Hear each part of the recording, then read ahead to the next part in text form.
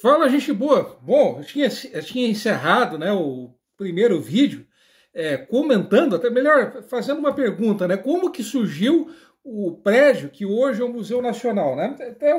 Iniciarei o vídeo mostrando uma foto até relativamente recente desse prédio, tá? Essa foto aqui, ó. Aqui embaixo, né, aqui do outro lado, né? Vocês podem observar duas fotos, tá? A foto maior, tá? É de um dos aposentos, né? Uma das salas do que hoje é o Museu Nacional.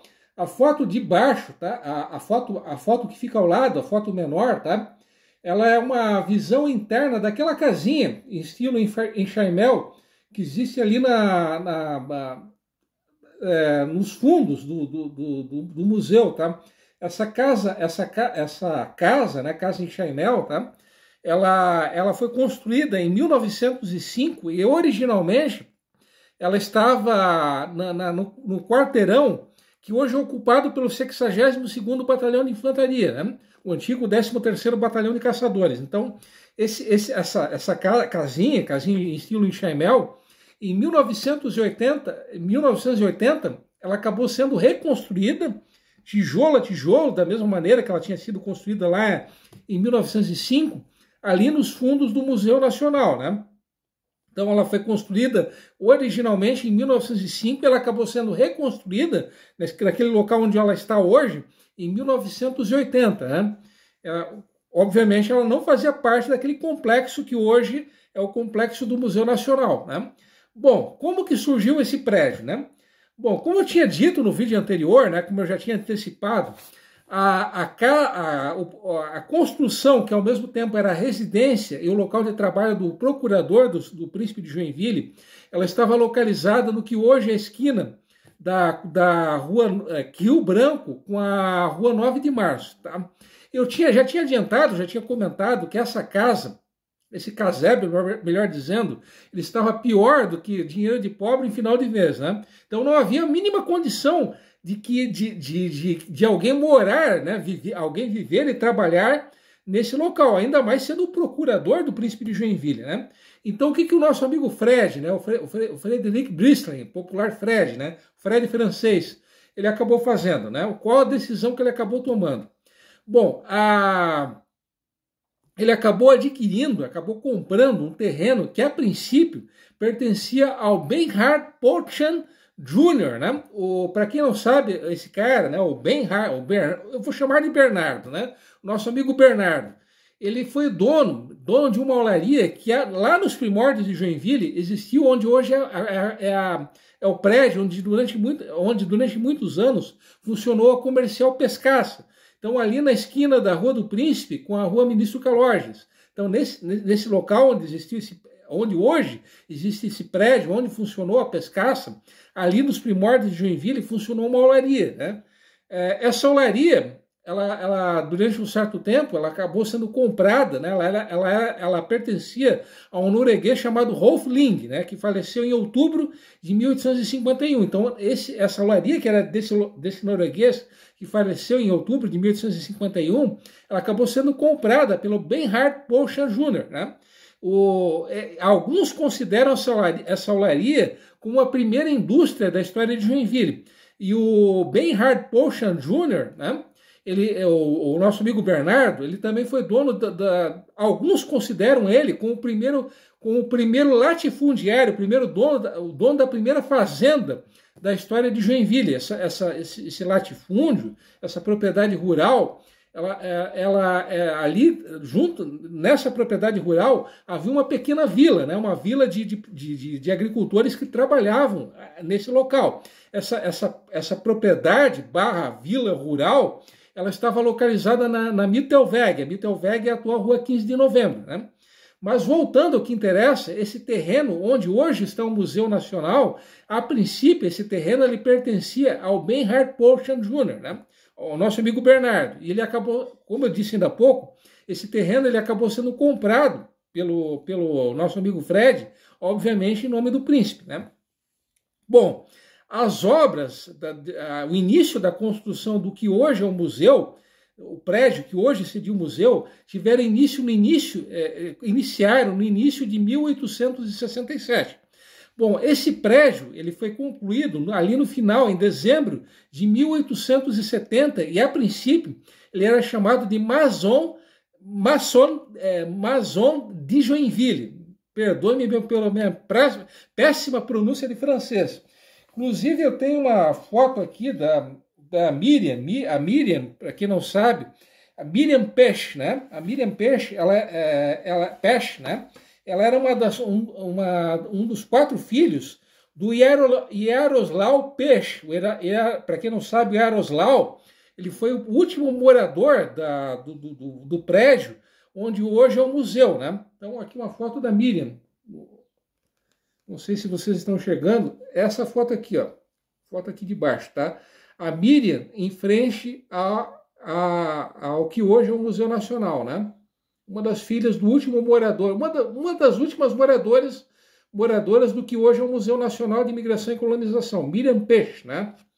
Bom, e quanto que custou essa brincadeira, né? Quanto que foi gasto na construção desse prédio?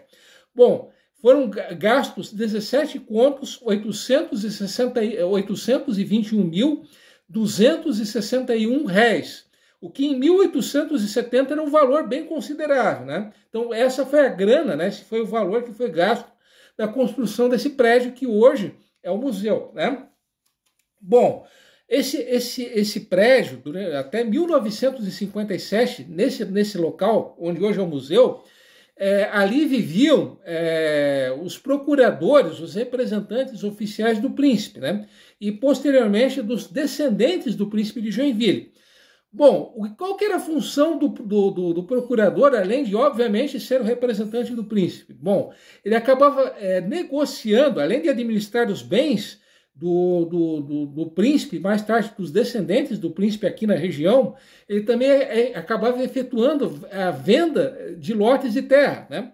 Bom, como eu já comentei diversas vezes, né? Daquelas 25 léguas quadradas que o príncipe e a princesa de Joinville receberam como dote de casamento, né? Dessas 25 léguas quadradas de terras, 17 léguas ainda continuaram a pertencer a eles, né? Bom, justamente essas terras que ainda permaneceram pertencendo ao príncipe que acabaram sendo com o tempo acabaram sendo negociadas pelos procuradores, né, pelos representantes dele e posteriormente dos descendentes dele, né? Bom, ali anexo ao que hoje é o museu, né, existe uma casinha pintada de azul e branco, né? Essa casinha esse anexo, essa casinha de azul e branco, né, era justamente o escritório onde eram efetuadas as vendas, né? As vendas de terreno. Então, as vendas, né? As negociações, repetindo, elas eram efetuadas onde hoje, nessa casinha, que hoje funciona como um auditório e como local de recepção dos visitantes do museu, né? Bom, a princípio ainda são, né, três andares. E o que funcionava em cada andar, né? Bom, como é algo meio longo, então eu vou ter que ler aqui para vocês, né? Bom, no primeiro andar ficava a sala de visitas, né? A sala de jantar, a sala de música, 2 copas, uma cozinha, uma despensa e um banheiro. Então isso tudo que eu acabei de ler a vocês era a estrutura, era o que funcionava, o que existia no primeiro andar desse prédio, tá? O que existia no segundo andar? Bom, basicamente no segundo andar eram os quartos dos ocupantes desse prédio, tá? Os quartos dos moradores, tá?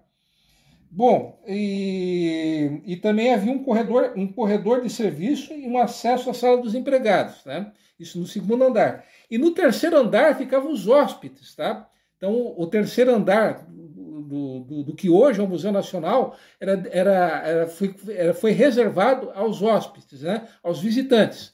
Bom, já que o príncipe ele jamais esteve ali, jamais se hospedou, jamais viveu, jamais sequer se hospedou ali no que hoje é o museu, já teve um príncipe que esteve ali, né? Bom, esse príncipe que eu estou dizendo foi o Conde D. O Conde D, para quem não sabe, ele foi o esposo da princesa Isabel, né? O que, por sinal, o Conde D ele era francês, né? Bom, o Conde D ele se hospedou no que hoje é um museu em 1884.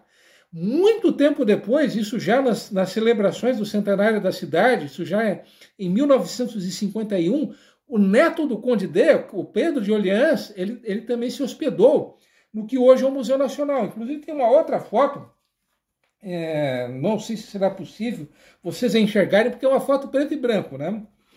Bom, essa foto aqui, ó, tá? Bom, essa foto aqui de baixo, tá? Não sei se vocês estão percebendo, mas estão algumas pessoas, obviamente aparecem algumas pessoas sentadas, e entre essas pessoas sentadas aparece um homem de chapéu, tá? Esse homem de chapéu que aparece sentado é justamente o Pedro de Orleans, o neto da princesa Isabel, né?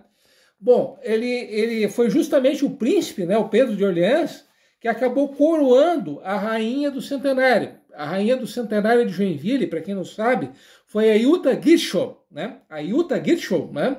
Não sei se essa pronúncia é correta, para quem não sabe também, além de ter sido a rainha do centenário de Joinville, ela foi a mãe, né?